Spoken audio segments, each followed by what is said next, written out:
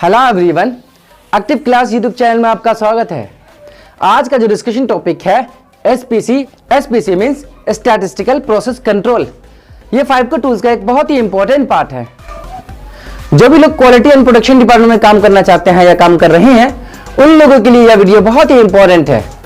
Friends, इस video को last तक जरूर देखें, यह आपके लिए काफी हेल्पफुल हो सकती है।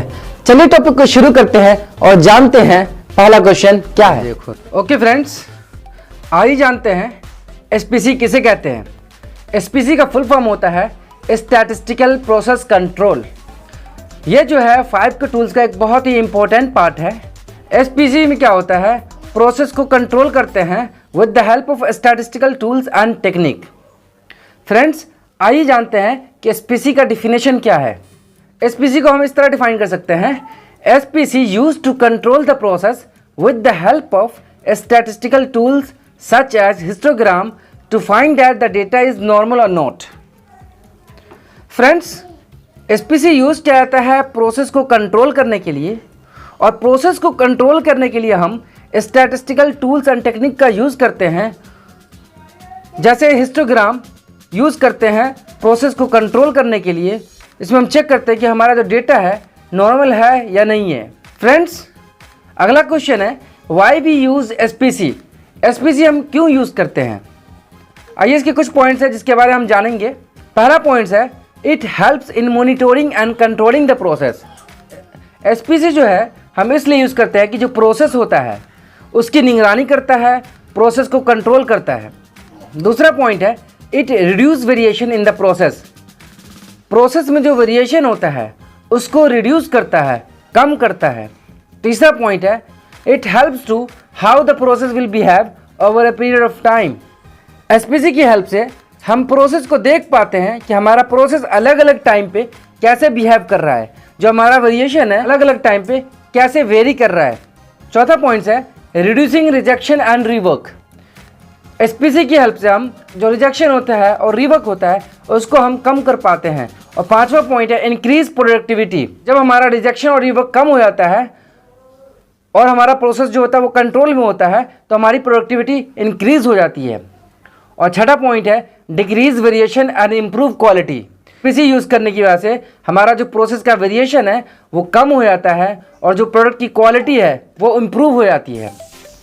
ओके फ्रेंड्स, आइए जानते हैं type of causes of variation. Variation के जो 2 टाइप होते हैं, एक है कॉमन कॉज वेरिएशन, दूसरा है special cause variation. Common cause का पहला पॉइंट है variation in the process which is always present. Common cause variation जो है वो हमेशा प्रोसेस में प्रेजेंट रहता है। और स्पेशल कॉज का पहला पॉइंट है variation in the process which is not always present. Special cause variation हमारे प्रोसेस में हमेशा प्रेजेंट नहीं रहता है। कॉमन कॉज का दूसरा पॉइंट है process is stable and repeatable over time. जब हमारे प्रोसेस में कॉमन कॉज वेरिएशन होगा तो हमारा जो प्रोसेस होगा वो स्टेबल होगा, रिपीटेबल होगा। इसका मतलब हुआ जो हमारा प्रोसेस है वो कंट्रोल में होगा और हमेशा जो है एक जैसा होगा। अगर हमारे प्रोसेस में स्पेशल कॉज वेरिएशन होगा तो process is unstable and not repeatable over time. हमारा जो प्रोसेस है वो अनस्टेबल होगा और वो रिपीटेबल नहीं होगा। इसका मतलब हुआ हमारा प्रोसेस कभी जो है टॉप पे होगा, कभी एकदम जो लोअर पॉइंट है उस पे होगा, कभी लोअर पॉइंट से नीचे होगा, कभी हायर पॉइंट से ऊपर होगा। दैट मीन्स हमारा प्रोसेस जो है अनकंट्रोल होगा। कॉमन कॉज वेरिएशन का तीसरा पॉइंट है need management action to correct. इसका मतलब हुआ कॉमन कॉज वेरिएशन को प्रोसेस से रिमूव करने के लिए मैनेजमेंट एक्शन की ज़रूरत पड़ती है। कॉमन कॉज वेरिएशन को रिमूव करने के लिए बहुत सारे पैसे खर्च करने पड़ते हैं या पड़ सकते हैं मैनेजमेंट को, क्योंकि जो कॉमन कॉज वेरिएशन होती है मशीन के अंदर कुछ बड़ा प्रॉब्लम होने की वजह से कॉमन कॉज वेरिएशन होती है। बट क्या होता है, कॉमन कॉज वेरिएशन हो सकता है उस वेरिएशन की वजह से प्रोसेस के अंदर किसी तरह की कोई प्रॉब्लम क्रिएट ना कर रहा हो, बट अगर आप उसको रिमूव करना चाहें तो उसमें पैसे काफ़ी खर्च करने पड़ते हैं। इसलिए कहा जाता है कि कॉमन कॉज वेरिएशन को रिमूव करने के लिए मैनेजमेंट एक्शन की ज़रूरत पड़ती है। फ्रेंड्स, स्पेशल कॉज वेरिएशन का तीसरा पॉइंट है need local action to correct to remove special cause variation. इसका मतलब हुआ स्पेशल कॉज वेरिएशन को प्रोसेस से रिमूव करने के लिए लोकल एक्शन की ज़रूरत पड़ती है। क्यों? क्योंकि जो स्पेशल कॉज वेरिएशन आती है वो एक्सटर्नल सोर्स की वजह से, जैसे आप ऑपरेटर अगर चेंज कर देते हैं तो वो जो प्रोसेस में वेरिएशन आता है वो एक कारण हो सकता है। दूसरा कारण हो सकता है कि आपने इंस्ट्रूमेंट जो यूज़ कर रहे हैं वो उस इंस्ट्रूमेंट के अंदर एरर हो सकता है, उसकी वजह से हो सकता है। और भी बहुत सारी चीज़ें ऐसी हो सकती हैं जिसकी वजह से स्पेशल कॉज वेरिएशन हो सकती है या आ सकती है। तो उसको क्या होता है, रिमूव करना बहुत ही आसान होता है, क्योंकि हम पहले क्या करते हैं, स्पेशल कॉज वेरिएशन को आइडेंटिफाई करते हैं। जो हमारे शॉप फ्लोर पे सुपरवाइज़र होते हैं, इंजीनियर होते हैं या जो मैनेजर होते हैं, स्पेशल कॉज वेरिएशन को रिमूव करने के लिए किसी तरह का कोई इन्वेस्टमेंट की ज़रूरत नहीं पड़ती, किसी तरह का कोई पैसे खर्च करने की ज़रूरत नहीं पड़ती। इसीलिए कहा जाता है कि स्पेशल कॉज वेरिएशन को रिमूव करने के लिए लोकल एक्शन की ज़रूरत पड़ती है। कॉमन कॉज वेरिएशन का चौथा पॉइंट है 85% of total causes are common causes.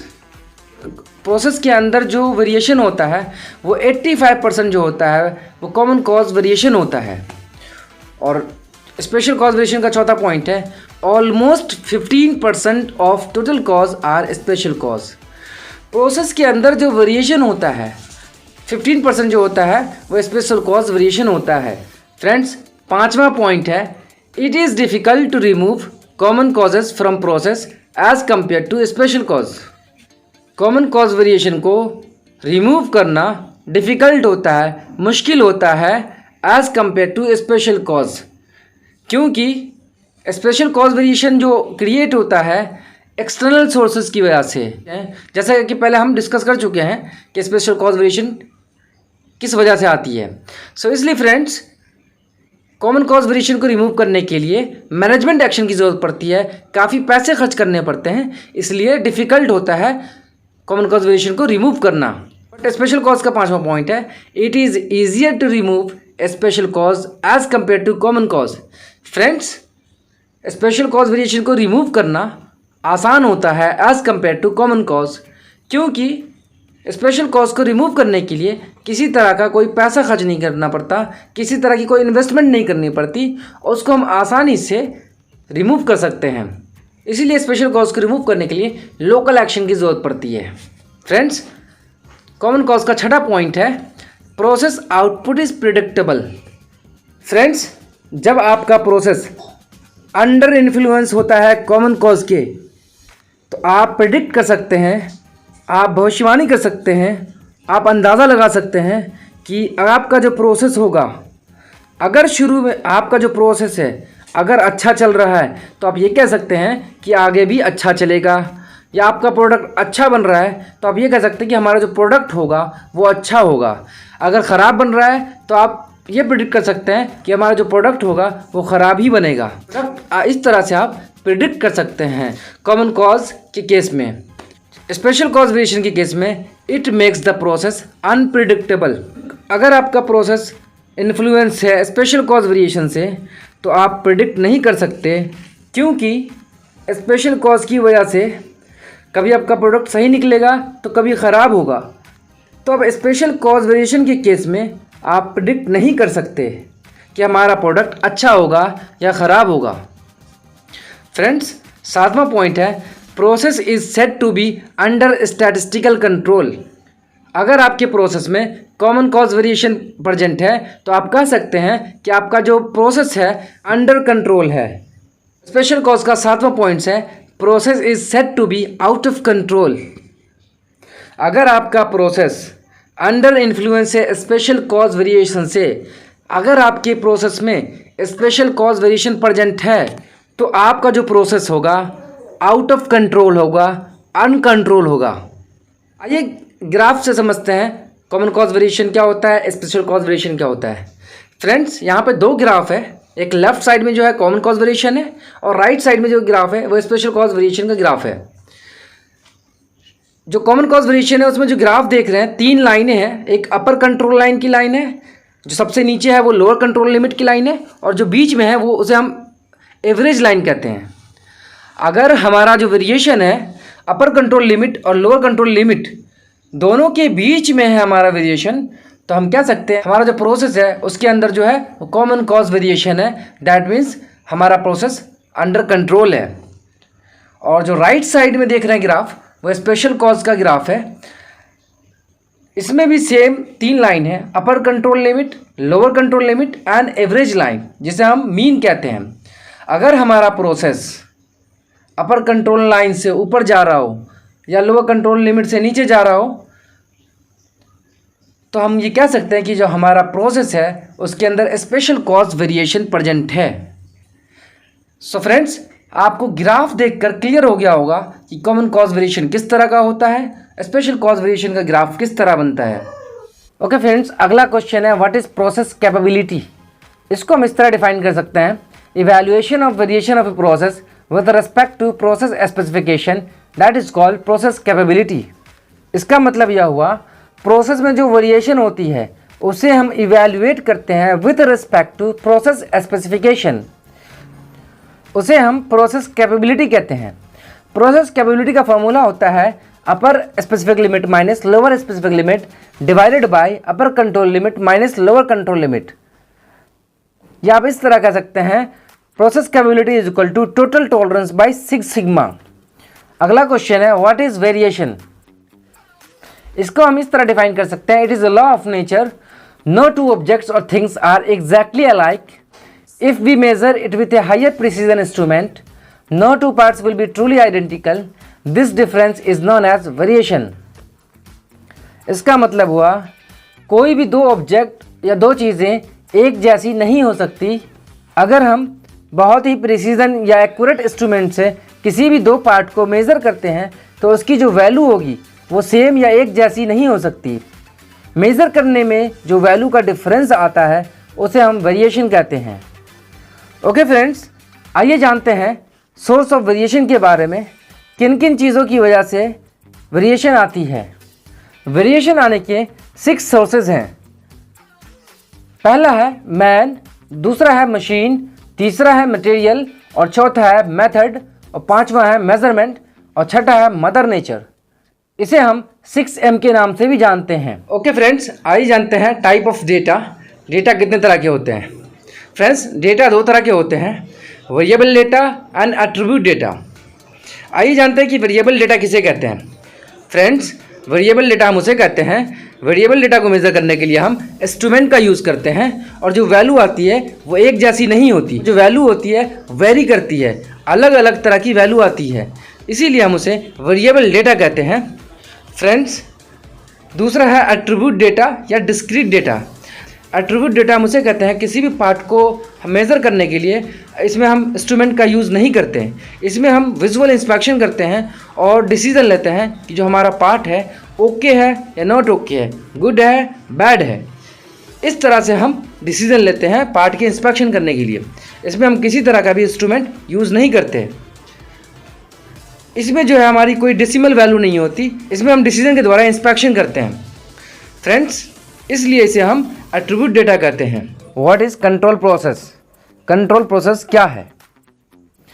सबसे पहले इसका हम डिफिनेशन जानते हैं। इसका डिफिनेशन है the process which does not have any special cause it is known as control process.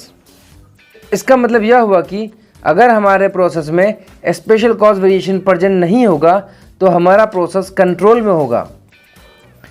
जैसे एग्जाम्पल के तौर पे आप ग्राफ देख रहे हैं, जो UCL लाइन है और LCL की जो लाइन है, अगर वेरिएशन इन दोनों लाइन के बीच में है तो हमारा प्रोसेस जो होगा वो कंट्रोल में होगा। फ्रेंड्स, उसी तरह अगला क्वेश्चन है व्हाट इज़ अनकंट्रोल प्रोसेस। इसका डिफिनेशन है the process which has both common cause and special cause it is known as uncontrol process. इसका मतलब यह हुआ जब हमारे प्रोसेस में common cause and special cause variation present रहेगा तो हमारा प्रोसेस अनकंट्रोल होगा। जैसा कि आप ग्राफ में देख रहे हैं, जो वेरिएशन जो है upper control line and lower control line दोनों के लाइन से ऊपर है। अपर कंट्रोल लाइन और लोअर कंट्रोल लाइन से क्या है, हमारा वेरिएशन बाहर की ओर है। तो हम कह सकते हैं जो हमारा प्रोसेस है वो अनकंट्रोल प्रोसेस है। मेजरमेंट ऑफ वेरिएशन 2 तरह के होते हैं, एक होता है मेजरमेंट ऑफ सेंट्रल टेंडेंसी और दूसरा होता है मेजरमेंट ऑफ डिस्पर्सन। फ्रेंड्स, आज हम बात करेंगे मेजरमेंट ऑफ सेंट्रल टेंडेंसी के बारे में। Friends, measurement of central tendency को मेज़र करने के लिए 3 तरह की एवरेज की हेल्प से हम सेंट्रल टेंडेंसी को मेज़र करते हैं। पहला है मीन, दूसरा है मीडियन, तीसरा है मॉड। इन 3 तरह के एवरेज की हेल्प से हम सेंट्रल टेंडेंसी को मेज़र करते हैं। इसमें जो पहला है मीन, ज़्यादातर जो है मीन का यूज़ किया जाता है सेंट्रल टेंडेंसी को मेज़र करने के लिए। और मीन का जो फार्मूला होता है sum of total number by total number. Example के तौर पे अगर हमारे पास 6 नंबर हैं, अगर इसका मीन निकालना हो तो हम क्या करेंगे, सारे नंबर का हम टोटल करेंगे, उसके बाद जितना नंबर है उतना नंबर से हम डिवाइड कर देंगे, तो वो जो निकलेगा वो मीन निकलेगा। तो जो वैल्यू आएगी वो मीन होगी। जैसा कि आप यहाँ पे देख रहे हैं जो मीन की वैल्यू है 3.5 है। उसी तरह दूसरा है मीडियन, इसकी हेल्प से भी हम सेंट्रल टेंडेंसी को मेज़र करते हैं। इसमें 2 केस हैं। अगर हमारा ऑब्जर्वेशन ऑड वैल्यू होगा तो मीडियन जो होगा मिडिल वैल्यू होगा। जैसे कि आप एग्जांपल में देख रहे हैं जो हमारी वैल्यू है, जो हमारी ऑब्जर्वेशन है वो ऑड है, तो हमारा जो मीडियन हुआ वो 6 हुआ। अब हम बात करेंगे केस 2 की। अगर हमारा ऑब्जर्वेशन इवन नंबर है तो हमारा जो मीडियन होगा 2 मिडिल वैल्यू के सम को जब हम 2 से डिवाइड करेंगे उसके बाद जो वैल्यू आएगी वो मीडियन होगी। फ्रेंड्स, तीसरा है मॉड। मॉड भी हम सेंट्रल टेंडेंसी को मेज़र करने के लिए यूज़ करते हैं। मॉड जो होता है most common value among the given observation. जो हमारे पास गिवन ऑब्जर्वेशन होती है उसमें से जो सबसे ज़्यादा रिपीटेड वैल्यू होती है या मोस्ट कॉमन वैल्यू होती है उसे हम मॉड कहते हैं। जैसा कि आप एग्जांपल में देख रहे हैं कि यहाँ पे जो 7 है 4 बार आया है, तो जो मॉड होगा वो 7 होगा। आइए जानते हैं CP एंड CPK की वैल्यू कैसे कैलकुलेट की जाती है और X बार R चार्ट कैसे बनाया जाता है। फ्रेंड्स, सबसे पहले हम एक डेटा तैयार करेंगे जिसमें हम लिखेंगे, जैसे कि हमारा जो पार्ट है, पार्ट नेम है वो वायर स्ट्रिपर, तो हमने वायर स्ट्रिपर लिख दिया। अगर आपका कोई और पार्ट है, किसी और पार्ट का इंस्पेक्शन कर रहे हैं, तो आप वहाँ पे उस पार्ट का नाम लिखेंगे। उसके बाद हम लिखेंगे पार्ट नंबर। फ्रेंड्स, उसके बाद हम सैंपल लॉट लेंगे कि हमारा सैंपल लॉट कितने का है, तो हमारा जो है 50 का है, तो हमने 50 लिख दिया। फ्रेंड्स, उसके बाद हम इंस्ट्रूमेंट नेम लिखेंगे, जिस इंस्ट्रूमेंट से भी आप यूज़ कर रहे हैं उस इंस्ट्रूमेंट का नाम लिखेंगे, तो हमने वर्नियर कैलिपर लिखा हुआ है। उसके बाद स्पेसिफिक डायमेंशन, जो आपका डायमेंशन है जिसके अगेंस्ट में आप इंस्पेक्शन करेंगे, तो यहाँ पे हमने लिख दिया 6.65 प्लस माइनस 0.05। और जो ऑपरेशन है वो किस ऑपरेशन का आप इंस्पेक्शन कर रहे हैं, तो सपोज हम जो इंस्पेक्शन कर रहे हैं वो पंचिंग का। और जो इंस्ट्रूमेंट का लिस्ट काउंट है वो उसके बारे में हम लिख देंगे कि 0.01 लिस्ट काउंट होता है वर्नियर कैलिपर का। और जो मशीन यूज़ कर रहे हैं उस मशीन का नाम पावर प्रेस, और जो सप्लायर है कोई भी सप्लायर है उसका हम नाम लिख देंगे। फ्रेंड्स, उसके बाद हम 10 पार्ट का एक डेटा तैयार करेंगे। एग्जाम्पल के तौर पे हमने पहले पार्ट को चेक किया और उसकी जो रीडिंग आई 6.65, हमने उसको नोट किया। उसके बाद उसी तरह दूसरे पार्ट को चेक किया, उसकी जो रीडिंग आई 6.67, दोबारा से हमने नोट किया। इसी तरह हम तीसरे पार्ट को चेक करेंगे, उसकी जो वैल्यू आई 6.65, हमने उसको नोट किया। इसी तरह हमने 10 पार्ट को चेक किया और रीडिंग नोट किया। जैसा कि आप देख रहे हैं कि हमारे पास 50 डेटा वैल्यू है। इस डेटा की हेल्प से हम एवरेज कैलकुलेट करेंगे। एवरेज को हम X से डिनोट करते हैं। फ्रेंड्स, एवरेज कैलकुलेट करने का फार्मूला होता है, सबसे पहले हम इक्वल लगाएंगे, उसके बाद एवरेज लिखेंगे, उसके बाद ब्रैकेट क्लोज करके first value to last value select करके ब्रैकेट क्लोज करेंगे, देन उसके बाद हम एंटर करेंगे। तो इस तरह से हम एवरेज कैलकुलेट कर लेंगे। जैसा कि आप देख रहे हैं कि हमने एवरेज कैलकुलेट किया हुआ है इस फार्मूला की हेल्प से। फ्रेंड्स, उसके बाद हम रेंज कैलकुलेट करेंगे। रेंज को हम R से डिनोट करते हैं और रेंज निकालने का फार्मूला होता है equal to maximum first value to last value bracket close minus minimum select first value to last value bracket close then enter. तो इस तरह से हम क्या होगा, हमारा रेंज निकल जाएगा। जैसा कि आप देख रहे हैं कि हमने रेंज कैलकुलेट किया हुआ है। उसके बाद जब हम एवरेज एंड रेंज कैलकुलेट कर लेंगे इस डेटा की हेल्प से, तो उसके बाद हम निकालेंगे एक्स डबल बार। एक्स डबल बार जो होता है वो एवरेज का एवरेज जब हम कैलकुलेट करते हैं तो उसे हम एक्स डबल बार कहते हैं। उस तरह हमने एवरेज कैलकुलेट किया है, उसी तरह हम एक्स डबल बार भी कैलकुलेट करेंगे और उसकी जो वैल्यू आई है 6.66 और आर बार की जो वैल्यू है 0.022। आर बार हम इस तरह निकालते हैं, जो हमारा रेंज निकला हुआ है उसका हम एवरेज निकालते हैं, तो जो वैल्यू आती है वो आर बार होती है। फ्रेंड्स, सीपी एंड सीपीके की वैल्यू कैलकुलेट करने के लिए हमें यूएसएल एंड एलएसएल के बारे में पता होना चाहिए। फ्रेंड्स, यूएसएल की जो वैल्यू है 6.7 है और जो लोअर स्पेसिफिक लिमिट की वैल्यू है 6.6 है। ओके फ्रेंड्स, आइए कैलकुलेट करते हैं सीपी की वैल्यू। सीपी का जो फार्मूला होता है CP is equal to USL minus LSL by 6 sigma. जैसा कि आपको पता है यूएसएल एंड एलएसएल की वैल्यू, तो आप इसकी हेल्प से यूएसएल माइनस एलएसएल का डिफरेंस कैलकुलेट कर सकते हैं। तो हमने कैलकुलेट किया तो जो वैल्यू आई 0.1 आई। उसके बाद हम सिग्मा कैलकुलेट करेंगे, जो सिग्मा का फार्मूला होता है are bar by d2। Are बार की वैल्यू आपको पता है और d2 की वैल्यू जो है आप इस स्टैंडर्ड टेबल की हेल्प से कैलकुलेट करेंगे। यहाँ पे जो हमारा सैम्पल साइज़ है वो 5 है, तो आप इस टेबल में देख सकते हैं जो d2 की वैल्यू है, सैम्पल साइज़ अगर 5 होगा तो जो वैल्यू होगी 2.326 होगी। अब हम क्या करेंगे, आर बार में 3.26 से डिवाइड करेंगे तो इसकी वैल्यू निकलेगी 0.0946। सो फ्रेंड्स, इस तरह से हम सिग्मा कैलकुलेट कर लेंगे। उसके बाद हमें निकालना है 6 सिग्मा। जो हमने सिग्मा कैलकुलेट किया है उसको 6 से मल्टीप्लाई कर देंगे तो 6 सिग्मा निकल जाएगा। उसकी जो वैल्यू है 0.05675 और उसी तरह हम 3 सिग्मा निकाल लेंगे। हमें सिग्मा की वैल्यू पता है, 3 से मल्टीप्लाई कर देंगे तो 3 सिग्मा कैलकुलेट हो जाएगा। अब हम सीपी का जो फार्मूला होता है USL minus LSL by 6 sigma, हम इसमें क्या करेंगे, वैल्यू पुट करेंगे और उसके बाद जब कैलकुलेट करेंगे तो हमारी वैल्यू आएगी 1.76212।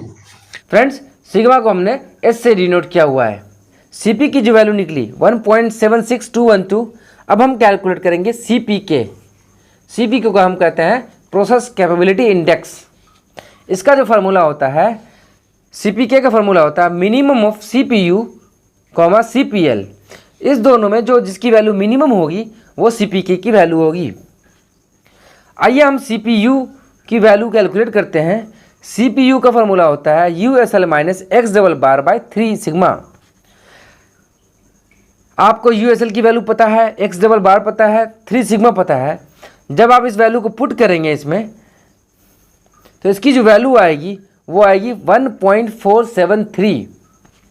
उसी तरह हम CPL कैलकुलेट करेंगे। इसका फार्मूला होता है X double bar minus LSL by 3 sigma. इसमें भी आपको सारी वैल्यू पता है। जब आप इस फार्मूला में वैल्यू पुट करेंगे तो CPL की जो वैल्यू आएगी 2.05111। अब CPK का जो फार्मूला होता है minimum of CPU comma CPL, तो आप इस वैल्यू जब आप इस फार्मूला में सेट करेंगे तो जो मिनिमम वैल्यू है वो CPU की वैल्यू है 1.47। सो फ्रेंड्स, देखा आपने कितना आसानी से CP एंड CPK की वैल्यू कैलकुलेट कर लिया। फ्रेंड्स, CP की वैल्यू CPK से हमेशा ग्रेटर और इक्वल होगी। फ्रेंड्स, CP एंड CPK की वैल्यू अगर 1 से ज़्यादा है तो हमारा प्रोसेस जो है स्पेसिफिकेशन को मीट करेगा, और दूसरा कंडीशन है अगर CP एंड CPK की वैल्यू 1 से कम होगी तो हमारा प्रोसेस जो है वो कैपेबल नहीं होगा, वो मीट नहीं करेगा स्पेसिफिकेशन को। ओके फ्रेंड्स, अब हम एक्स बार चार्ट बनाएंगे डेटा की हेल्प से। एक्स बार चार्ट बनाने के लिए हमें 3 चीज़ों की ज़रूरत पड़ती है, एक्स डबल बार, यूएसएल एक्स बार, एलएसएल एक्स बार। फ्रेंड्स, आप एक्स बार की वैल्यू ऑलरेडी कैलकुलेट कर चुके हैं। अब हम कैलकुलेट करेंगे यूसीएल एक्स बार। इसका जो फार्मूला होता है X double bar plus A2 R bar. Friends, A2 की वैल्यू आप इस टेबल की हेल्प से आप कैलकुलेट कर सकते हैं। अगर आपका सैंपल साइज 5 है तो जो आपकी A2 की वैल्यू होगी 0.59। फ्रेंड्स, इस वैल्यू को जब हम इस फार्मूला में पुट करेंगे, यूएसएल एक्स बार की जो वैल्यू आएगी वो आएगी 6.6, उसकी जो वैल्यू आएगी 6.67। फ्रेंड्स, जब हम वैल्यू को पुट करेंगे इस फार्मूला में तो जो वैल्यू आएगी 6.67118। उसी तरह हम LCL x बार कैलकुलेट करेंगे। इसका फॉर्मूला होता है x double bar minus A2R बार। आपको x डबल बार भी पता है और A2R बार भी पता है। जब इस वैल्यू को हम फार्मूला में पुट करेंगे तो जो वैल्यू आएगी वो आएगी 6.64522। फ्रेंड्स, हमने तीनों वैल्यू कैलकुलेट कर लिया। फ्रेंड्स, अब हम इन तीन डेटा की हेल्प से x बार चार्ट बनाएंगे। जैसा कि आप देख रहे हैं कि हमने यहाँ पे x बार चार्ट बनाया हुआ है। फ्रेंड्स, हमने यहाँ पे 3 लाइन बनाया हुआ है। सबसे ऊपर जो है अपर कंट्रोल लिमिट की लाइन है और जो नीचे की लाइन है वो लोअर कंट्रोल लिमिट की लाइन है और जो बीच की लाइन है x डबल बार की लाइन है। और जो हमारा वेरिएशन है, देख सकते हैं कि दोनों लाइन अपर और लोअर लाइन के बीच में है। तो हम कह सकते हैं कि हमारा प्रोसेस कंट्रोल में है और प्रेडिक्ट कर सकते हैं कि आगे का जो प्रोसेस होगा वो भी अच्छा ही होगा। फ्रेंड्स, अब हम R बार चार्ट बनाएंगे। इसको बनाने के लिए हमें USL R बार और LSL R बार कैलकुलेट करना पड़ेगा। आइए हम कैलकुलेट करते हैं। फ्रेंड्स, USL R बार का फॉर्मूला होता है D4 इंटू R बार। D4 की वैल्यू हम इस स्टैंडर्ड टेबल की हेल्प से हम कैलकुलेट करेंगे और R बार जैसे कि आपको पता है D4 की जो वैल्यू होगी, अगर हमारा सिंपल साइज कितना है 5 है तो D4 की वैल्यू हो जाएगी 2.11। जब हम 2.11 को R बार से मल्टीप्लाई करेंगे तो ये जो वैल्यू आएगी 0.04642। उसी तरह हम LCL R बार कैलकुलेट करेंगे। इसका फॉर्मूला होता है D3 इंटू R बार। और जो अगर हमारा सिंपल साइज 5 है तो D3 की वैल्यू होती है 0, तो इसलिए हमारी जो वैल्यू होगी LCL R की 0 होगी। फ्रेंड्स, इन 3 डेटा की हेल्प से हमने R बार चार्ट बनाया। जैसा कि आप देख रहे हैं, हम कह सकते हैं कि जो हमारा प्रोसेस है वो अंडर कंट्रोल है। सो फ्रेंड्स, देखा आपने कितना आसानी से हमने x बार R चार्ट बनाया। मैं उम्मीद करता हूँ कि आज के इस वीडियो से आपने ज़रूर सीखा होगा कि x बार R चार्ट कैसे बनाया जाता है और CP and CPK की वैल्यू कैसे कैलकुलेट की जाती है और CP and CPK की वैल्यू क्या होनी चाहिए। दोस्तों, ये वीडियो कैसी लगी कमेंट करके ज़रूर बताएं। इससे हमें मोटिवेशन मिलती है और नई वीडियो बनाने में हेल्प करती है। फ्रेंड्स, अगर ये वीडियो आपको पसंद आई, लाइक सब्सक्राइब ज़रूर करें। Thanks for watching. Have a nice day.